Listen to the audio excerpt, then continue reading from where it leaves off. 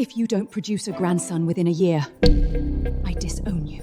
Portita got beaten down by it. She stormed upstairs in a rage, kicked me in the gut, slapped me twice across the face. The old me would have taken it. Watching her come unhinged like that, I actually laughed. What the hell are you laughing at? Daggers in her eyes. I wrote it out. I'm just the neutered dog you bought. It's only reet and broken mutt for the boss to beat his dogs. It's the way of things. The dog only gets to laugh. He doesn't get to cry. Her face went dark with rage. She snapped that I was lower than a stray. Slammed the door. Gone. That's when I figured out the game. In public, keep playing the broken puss otter. Behind closed doors, I'd be her worst nightmare. That same night, Sophia showed up again. I eavesdropped and almost lost it. They were hunting whoever had drawn that picture of them. While I was gone. They suspected an old creep named Tarlin who ran a brothel. Thank the gods. Not me. A few days later, poor Lola got a message. Her face went stone cold.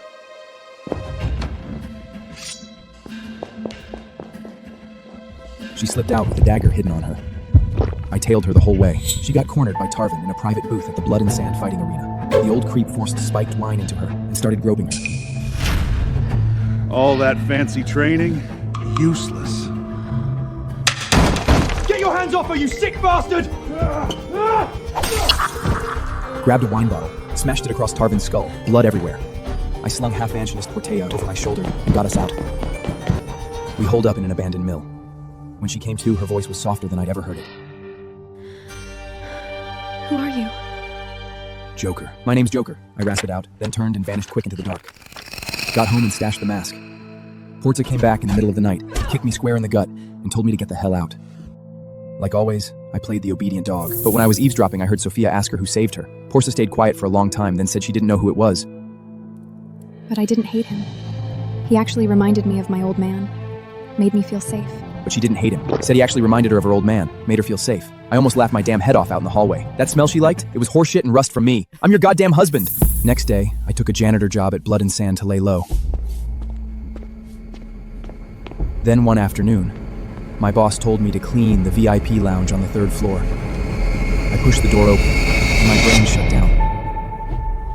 My mother-in-law, Katerina. Shit. What was she doing here? Sharon, private room manager, rounded up the staff to work as masked escorts. Drink and chat with rich, noble ladies. I grabbed a dog mask. Thought I was safe. I walked into the room and almost had a heart attack. Katerina was sitting right there.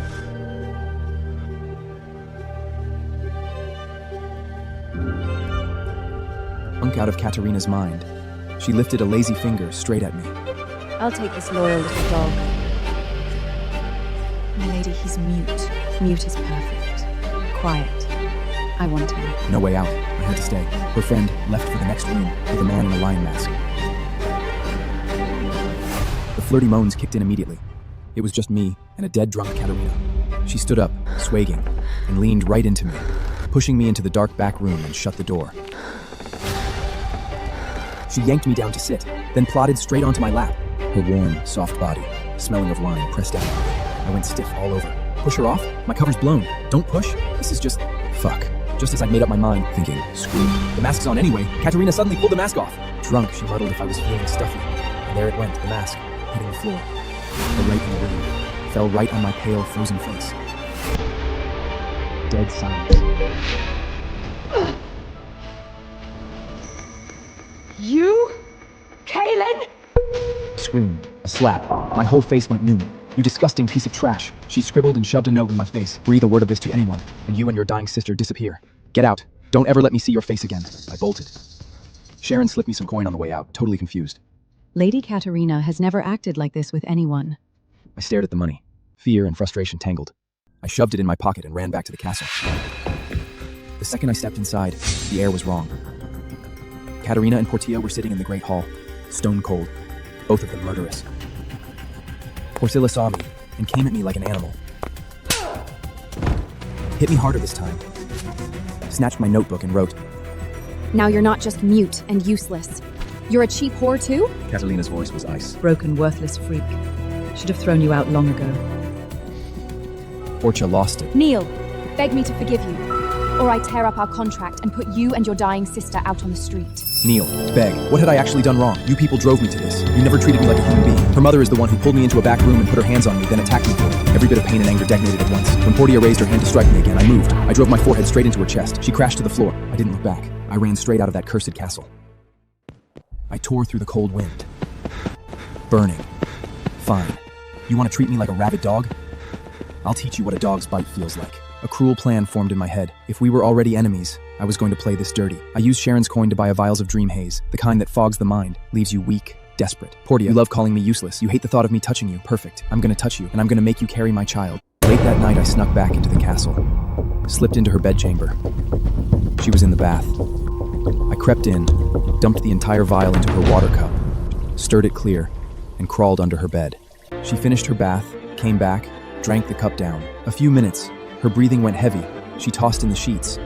Quiet, needy little sounds. The drug was working. After a while, her movements slowed. This was my chance. I crawled out from under the bed, slow, stood over the bed, moonlight on the woman who'd ground me under her boot for months. She was lying there defenseless, nightgown half undone, skin exposed, her face flushed from the drug, lips parted, fragile and dangerous. I swallowed. Hatred, the thrill of payback. Pure, burning lust. Every doubt I had got wiped out. My hands were shaking, but I knew exactly what I was doing. My hands were on Porlia. She was supposed to be drugged senseless. I reached for her. I touched her. Then her eyes snapped open. My hands were on Porlia.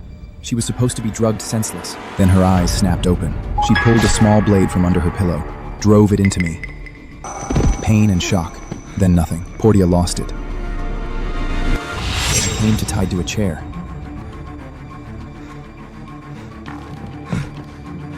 Good call warning me. This piece of trash actually tried to drug me. Lucky I had the blade ready. Cold smile. She picked up her riding cup, started in on me. Trash!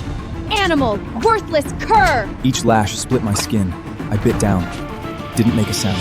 Half an hour, she kicked me to the floor. Taped my mouth shut with alchemist tape. Tied me to the foot of her bed. Went to sleep. 2 days. 2 nights. No food. No water. My comm crystal kept flashing on the floor. My sister was blowing up my line.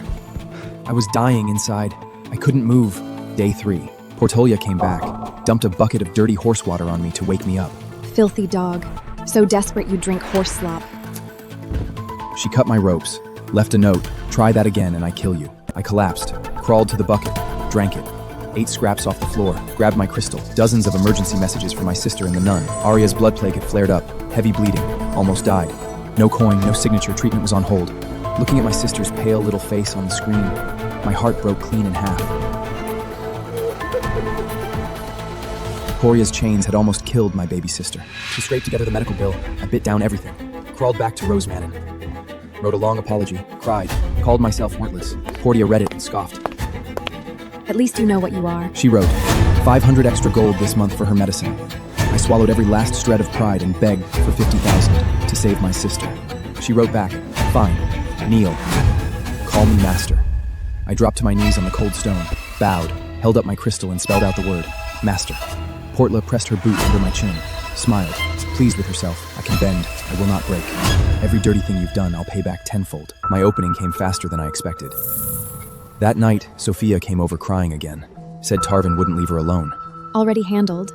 The city watch is raiding Blood and Sam tonight for illegal contraband. I stood outside the door, heart racing.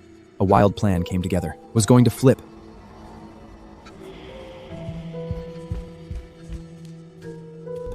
Tipped Tarfur off about Portia's move. I watched Portia and Sophia walk into Blood and Sound and take a corner table. They were there to enjoy the show. Soon the watch horns blared. A squad of guards rushed in, claiming a tip about contraband. Portia leaned forward, barely hiding her excitement. The guards tore the place apart, found nothing. The second they left, Portia's face went black, pure shock. I was hidden in the shadows. I couldn't stop grinning. Nothing felt better than watching her fall flat. This was just the start. I was going to make her fail, over and over, until she broke. I was already planning the next blow when Portla's eyes locked right on me, like she'd just marked her prey. Tarvin promoted me at Blood and Sand. The other workers got jealous. Walking home one night after my shift, somebody threw a sack over my head, beat me half to death. Drake, deputy watch captain. He was running the crew. thought I was dead. Then there was fighting.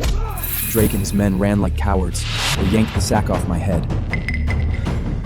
The one who saved me was a woman. Plain white dress. Silver moon mask. Cold and beautiful as a painting. Are you the mute knight? The mysterious woman's first sentence sent a chill straight to my bones. She asked me if I was the mute knight. Was I exposed? Could she be one of Portia's people? I was scared out of my damn mind, but then she told me not to be afraid. She didn't want to expose me, she just saved me on a whim. That one line crushed every shred of pride I'd been building up. She was right. I was still a bug to be stepped on. Thank you. Thank you. I mumbled a thank you. As she turned to go, her name slipped out of me before I could think. You're the same age. Drop the formality. You're weak. Don't hate yourself for it. You don't need my name. We won't meet again. Goodbye for good. I'm just a bug she pokes at when she's bored. I watched her walk toward that star carriage pulled by 4 white horses, feeling all kinds of messed up inside. Right before getting in, she suddenly turned back and told me, "Don't ask why I helped you. I'm just bored and want to see how long you'll last." Then she added she'd help me one more time, told me to get close to Sophia and Leonard, said it'd do me good. Her words wouldn't leave my head. I asked around, found Leonard. Captain of the Night Watch. Scarred face. One eye. Quiet as stone. I also saw Sophia again at Blood and Sand. She was the new headline act now. They called her the Phantom Performer. One day Tarvin called me into his office, handed me a hotel key with a note. "I set you up with a girl, one of a kind, drives men insane. Don't waste it. Record everything on your memory crystal. Don't disappoint me."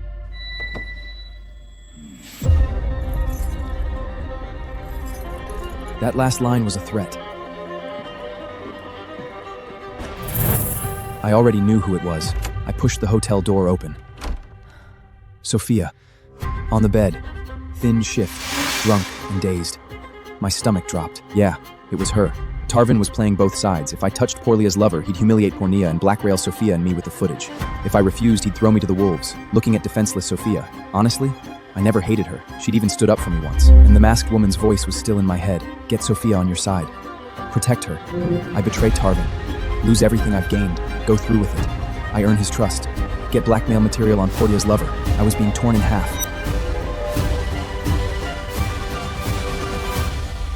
Sophia woke up. Saw me. Froze. Curled up in pure terror. I clamped a hand over Sophia's mouth and pulled her into the hotel bathroom, the one place with no spy crystals. I wrote fast. "Tarvin is making me record this. We have to fake the whole thing." She was terrified, calmed down fast, bit her lip and nodded. Fake action. Real footage. I wrote it out. She got it. We started the act, struggling, tussling. She screamed and cried on cue. I played the deaf muth who couldn't hear her. Tore her shift open, aimed the memory crystal for the angles. Her acting was incredible. I almost bought it myself. Kept it up for half an hour. I helped her out of the room with my arm around her. Her winnering soft couldn't tell what was real. Drake was waiting in the hallway, came to verify the footage. My hands shook as I handed the crystal over. Drake watched. The grin on his face turned creepy. I thought we were clear. Then he grabbed Sophia. Even a mute gets a turn. Why can't I? He tried to drag her back into the room. His hand went for her clothes. Every bit of rage I'd been swallowing for weeks blew at once. The masked woman's words, Sophia covering for me, every beating Drake had given me. I couldn't hold it back anymore. I grabbed a heavy brass candlestick off the wall, smashed it into the back of his skull. Crack. Blood everywhere. Drake's eyes went wide. He dropped. Shit. I might have just killed a man. Sophia was the first to recover. Grabbed my arm, pulled me into a run. I collapsed on her couch, shaking head to toe. She handed me a glass of water and wrote, "I always thought you were springless. Turns out you've actually got something in you." I looked up at her, tear streaks still on her face, buttons broken on her shift, collarbone exposed, and something complicated in her eyes. I left her place panicked. Better to beg for mercy than wait for Tarvin to hunt me.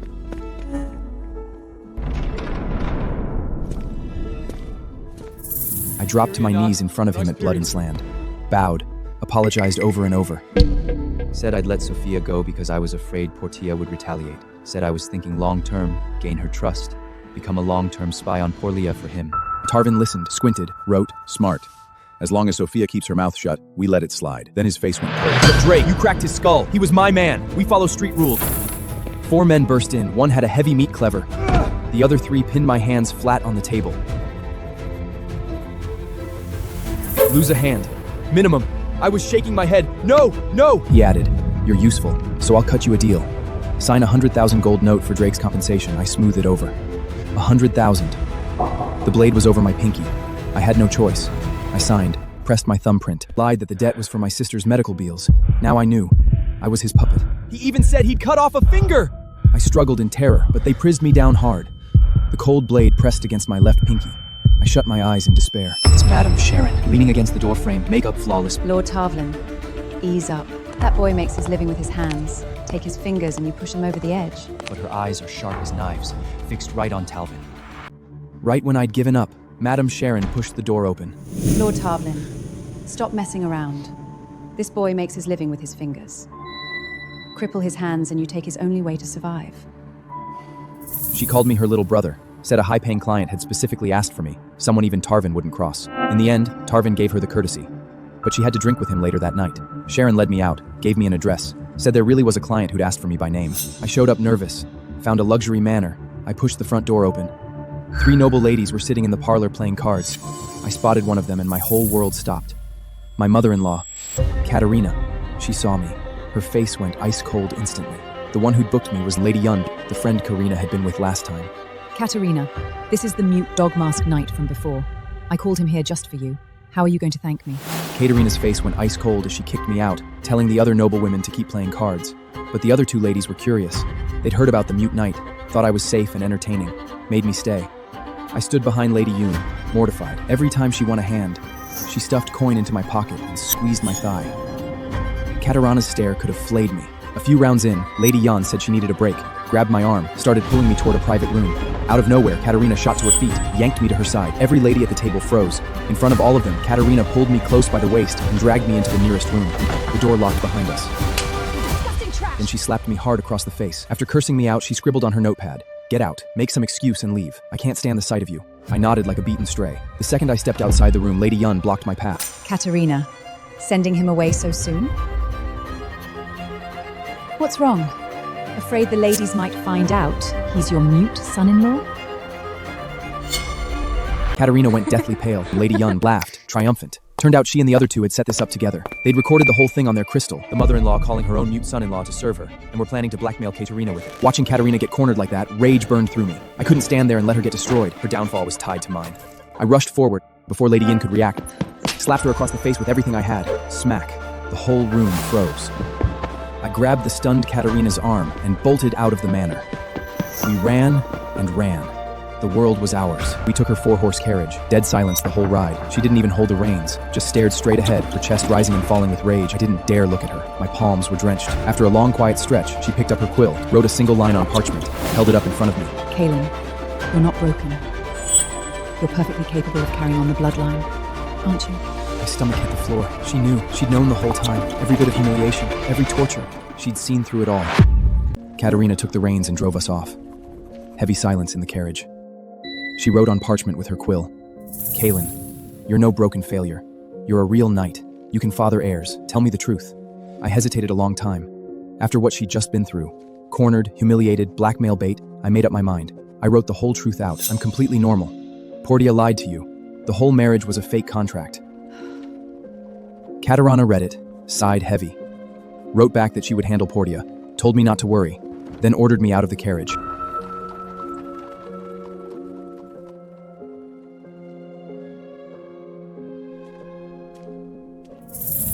I wandered the streets. Drake, Tarvin, Lady Young, Portia, any one of them could kill me without breaking a sweat. Drowning in it, I remembered the masked woman's advice. Get Sophia on your side. I went straight to Sophie's loft. Just before I climbed the stairs, I heard her arguing with someone. I ducked into the shadows. The man's name is Gawick, blonde, handsome, dressed like nobility. He begged Sophia, saying planting her near Portia was a last resort, but he's always loved her. I was struck dumb. Sophia isn't a lesbian? She's a spy this man planted to watch Portia? Who the hell is Portia, to be watched this closely? Gawkler grew more frantic, pinned Sophia against the wall, tried to force a kiss. Sophia fought back. When I saw she was about to lose, I didn't think. Grabbed a heavy wooden club from the corner. Get your hands off her! I slammed into Gowan, knocked him off her. He stared at me. Pure shock. Sophia froze too. When she realized it was me, her eyes filled with something complicated. Gowan recovered fast. Cold, hateful eyes scanned me up and down. I gripped the club, stood between him and her, heart pounding. I didn't back down. I swung the club at him. He ducked easily.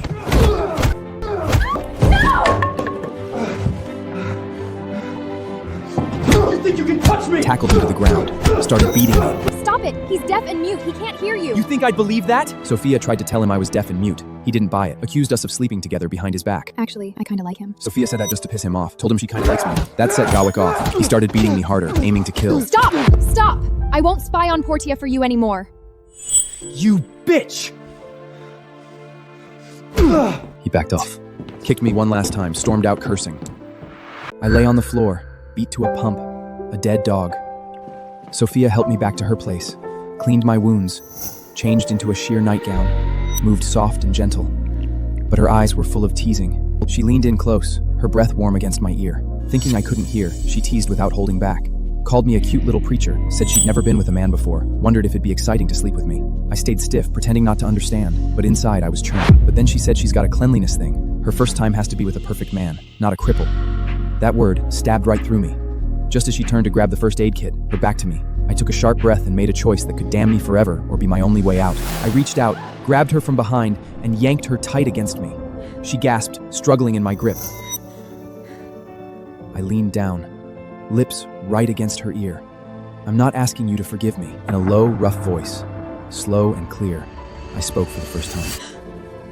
Oh yeah? Sorry to break it to you, Sophia. I'm not deaf. And I'm not mute. Hurry, free for a limited time. Click the link to watch the full series.